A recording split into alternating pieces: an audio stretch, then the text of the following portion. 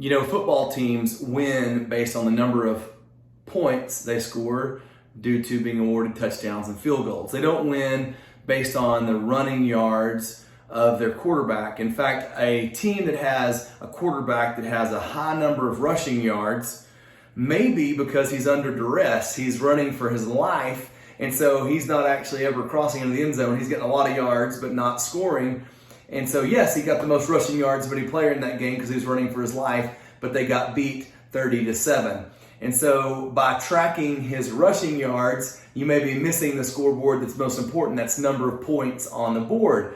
For so many of us as leaders, we get to watching the wrong metrics. We start watching the wrong scoreboard. I'll give you a good example. For me, early in real estate, one of the things I would do is we have this kind of MLS leaderboard. It's kind of a ranking report of who's selling the most. And so I spent a lot of time when I was first in there. That was kind of a motivator to me. It was a real easy way to quantify, as my business growing, the number of transactions that I was doing. And so I was getting a very high number of transactions. The stress level as that number of transactions continue to tick up and up and up continue to increase, because you've got not only these balls you're juggling in the air, you've got this one and this one and this one and this one.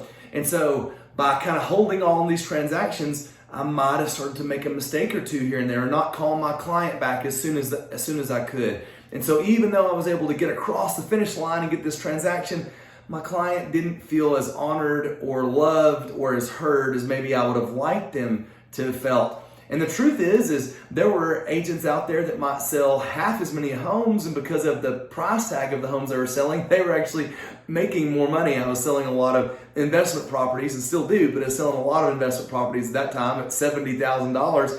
Somebody sells a $700,000 property that's worth 10 of your $70,000, and so by watching just a number of transactions, I might have been missing the bigger scoreboard, which is volume of real estate moved.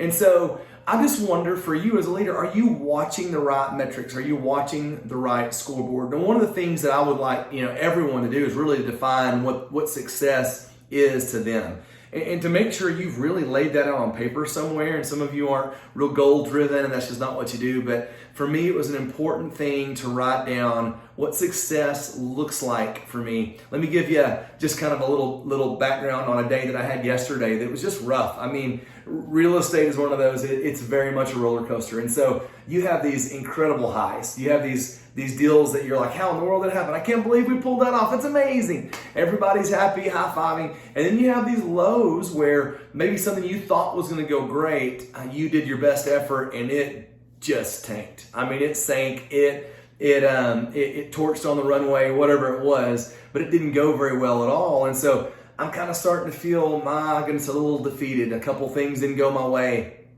And one of the things I'm trying to do this year is really watch the right scoreboard. And one of the things that I've told myself is when I start feeling irritated about something that's happening in real estate, and especially if it impacts my mood, I need to go back to my higher level priorities, things I wrote down at the end of the year, and say, am I winning at these things? And if I'm winning at these things, it's a good day. And so, am I winning at the things that I have control over? Did I get up and did I spend time with the Lord that morning? Did that help me kind of set my priority, my top button priority? Did it lock it up and get my shirt kind of going in the right direction? Did I get a workout? I mean, I can control, did I get a workout that day? Did I do good marketing? Did I reach out to people? Did I connect with people? Did my clients feel loved, or did my agents feel loved? Did my team feel loved? And most importantly, was I present for my family? Now, the truth is, I can't control everything, but my goodness, I can control much of those things. And if I controlled those things, I was able to yesterday say, you know what, it's actually a pretty good day because I've controlled all of those variables. Other things are going crazy, but as far as this scoreboard, the things that matter to me, I'm nailing it today. It made me feel a lot better about the day, changed my attitude altogether. And the truth is so many of us get fixated on scoreboards that we can't control, and it dictates so much of our mood. As a leader, I hope you're communicating to the people you're leading, hey, get your eyes on the right scoreboard.